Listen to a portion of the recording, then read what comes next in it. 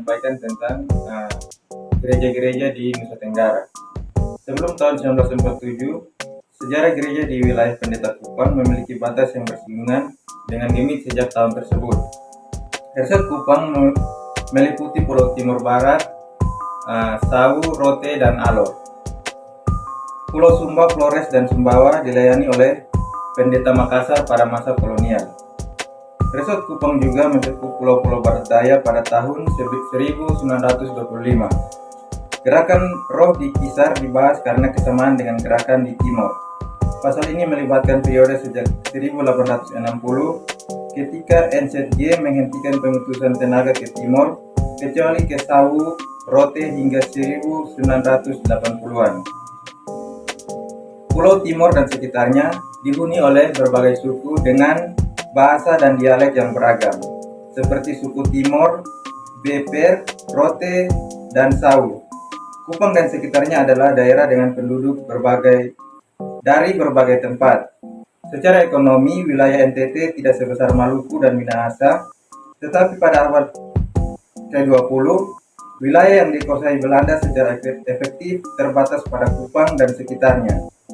Pengaruh di Pulau Rote dan Sau, orang Portugis menduduki Timur sampai pada tahun 1859 dan beberapa tempat di Flores. Pendeta diharuskan melayani sekitar 15.000 orang Kristen dengan sebagian besar di Timor, yaitu 3.500 orang, Rote 8.000 orang, dan Sau sekitar 4.000 orang. Di Timor, pendeta tidak dianggap perlu dan pendidikan pendeta pribumi baru didirikan pada tahun 1902. Pada tahun 1858, pemerintah mengambil alih sekolah Sending, namun gereja mendirikan sekolah-sekolah di banyak tempat, dibiayai oleh jemaat Kupang. GPI mendapat bantuan dari pihak lain, dan pada tahun 1861 sampai 1863, anggota GPI menjadi residen Timor. Ezer mendorong usaha penginjilan di Pulau Sau dan mendukung pembukaan sekolah pada tahun 1873. NZG mengirim utusan ke Sau, dan pada tahun 1901 pulau itu diserahkan kembali kepada GPL. Selain utusan NZG, seorang sendeling dan 2 murid juga pernah bekerja di NTT selama periode tersebut. 1905 sampai 1940, NTT mengalami penaklukan di mana sebagian besar wilayahnya tidak mendapat perhatian hingga 1910. Hanya di daerah Kupang yang terdapat keteraturan dalam bidang gereja dan sekolah. Daerah pinggir menerima perhatian terbatas, dan usaha pendidikan serta perkabaran Injil baru dimulai setelah tahun 1910 bersamaan dengan pendirian kekuasaan Belanda di sana. Setelah tahun 1910, kaum guru dan orang berpendidikan, sebagian besar dari orang Rote, mulai menyatakan kesadaran politis dan gerakan nasional seperti Timor Verbon, JW Amalo, Serikat Timor, Kerapatan Timor Evolutie, dan Perserikatan Timor. Pada tahun 1855, putusan NZG terakhir berangkat dari Timor, dan sekolah-sekolah dioperasikan oleh pemerintahan Belanda. Pada tahun 1858, orang Kristen di Pulau Timor berjumlah sekitar 2.000 jiwa, sementara Pulau Rote sekitar 8.000 jiwa.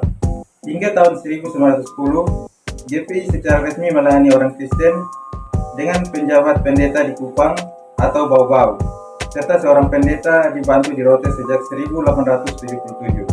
Saya akan menjelaskan tentang perkabaran Injil di Kalimantan dan gereja-gereja di Kalimantan sejak tahun 1860-an dan perubahan yang terjadi dalam gereja Dayak Evangelis yang kemudian menjadi gereja Kristen Evangelis. Yang pertama, penyebaran Injil di Kalimantan mengalami berbagai tantangan dan perubahan sepanjang sejarahnya. Meskipun pengkabaran Injil kembali diizinkan setelah periode perang, pertumbuhan Kristen di wilayah tersebut tidak sebanding dengan upaya yang dilakukan. Adapun faktor-faktor yang mempengaruhi seperti jumlah penduduk yang sedikit, kondisi ekonomi yang buruk, dan keterpencilan wilayah menjadi penghalang bagi penyebaran agama Kristen. Meskipun demikian, dengan dukungan berbagai lembaga dari misi luar seperti Basler Mission dari Swiss, serta upaya lokal seperti pendirian sekolah di teologi di Banjarmasin, Gereja Kristen tumbuh dan berkembang di Kalimantan. Perubahan kepemimpinan dalam gereja seperti pengangkatan ketua sinode dari kalangan Dayak setelah Perang Dunia Kedua, serta pembentukan gereja-gereja lokal yang mewakili berbagai suku. Hal ini menunjukkan upaya untuk memperkuat identitas dan kemandirian gereja Kristen di Kalimantan. Meskipun demikian, upaya Zending untuk mengkristenkan suku Dayak secara massal tidak berhasil, dan gereja Kristen tetap menjadi minoritas yang terbagi di Kalimantan. Yang kedua, perubahan yang terjadi di dalam gereja Dayak Evangelis yang kemudian menjadi gereja Kristen Evangelis. Perubahan tersebut terjadi melalui sinode umum pada tanggal 5-9 November 1950 di Banjarmasin, di mana beberapa perubahan penting dalam peraturan gereja dilakukan agar sesuai dengan kondisi dan tujuan baru. Salah satu perubahan yang dilakukan adalah perubahan nama gereja menjadi Gereja Kristen Evangelis.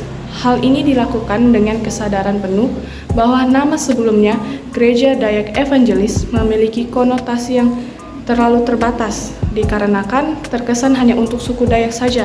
Dengan perubahan nama ini, gereja berusaha untuk merefleksikan fungsinya yang tak terbatas pada satu suku saja, melainkan untuk seluruh bangsa yang ada di Kalimantan. Ini juga menunjukkan kesadaran gereja akan peran dan tanggung jawabnya sebagai bagian dari persekutuan gereja yang luas dan upaya untuk menyatukan gereja-gereja yang ada di Kalimantan.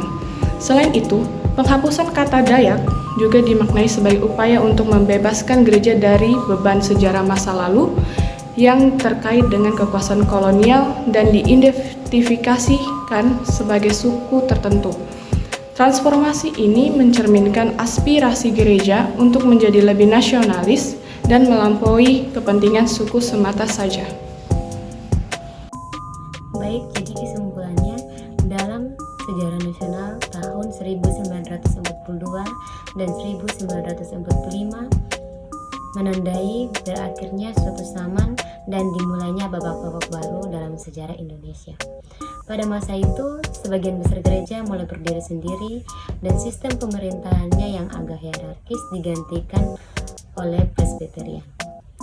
GPI yang beranggotakan 12 gereja mandiri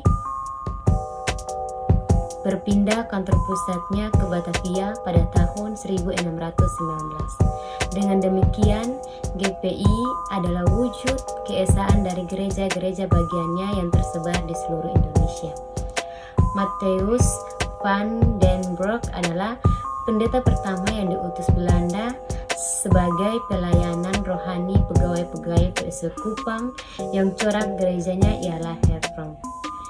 Gmit yang lahir tanggal 31 Oktober 1947 merupakan hasil perkebaran Injil Belanda. Struktur dan organisasi gereja Gmit terdiri atas 3 lingkup, yaitu jemaat, klasis, dan sinode. Jemaat berkaitan dengan lingkup lokal gereja. Klasis berkaitan dengan lingkup jemaat yang tergabung dalam klasis dan serta relasinya. Sedangkan sinode meliputi lingkup yang lebih luas. Klasis merupakan penghubung yang menghubungkan dan memperlancar penyelenggaraan pelayanan di antara jemaat-jemaat yang satu klasis, sekaligus menghubungkan jemaat dengan sinode. Gereja Dayak Evangelis diresmikan tanggal 4 April 1935. Di hari berikutnya ditabiskan 5 orang pendeta Dayak. Yang pertama, nama Gereja Dayak Evangelis diubah menjadi Gereja Kalimantan Evangelis, yang membuktikan gereja ingin menjadi gereja nasional. Kalimantan Gereja Kristen tetap menjadi minoritas yang terbagi atas beberapa lembaga gereja.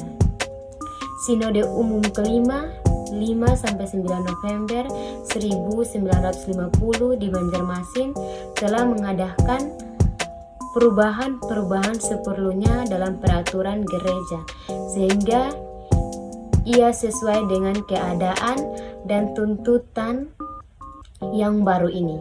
apa yang telah dibahas dalam Sinode Umum tahun 1946 mengenai nama Gereja Dayak Evangelis terus dipergumulkan, dibahas, dan dipikirkan selama beberapa tahun ini. Sampai pada Sinode Umum tahun 1950, dari penjelasan ini sudah tampak beberapa segi esensial dan asasi bagi eksistensi gereja, yakni gereja itu ada bukan untuk dan bagi dirinya, tetapi bagi dan demi dunia ini, dan dalam hal ini bagi masyarakat Kalimantan. Nama Gereja Kalimantan Evangelis atau GKE menunjukkan fungsi dan tugas yang ditetapkan oleh Tuhannya di bumi Kalimantan, bahwa dengan ini gereja dalam penunaian panggilannya yang misioner itu atau tugas pekebaran Injilnya tidak hanya terbatas bagi suku-suku dari golongan tertentu, tetapi bagi seluruh bangsa yang ada di daerah itu.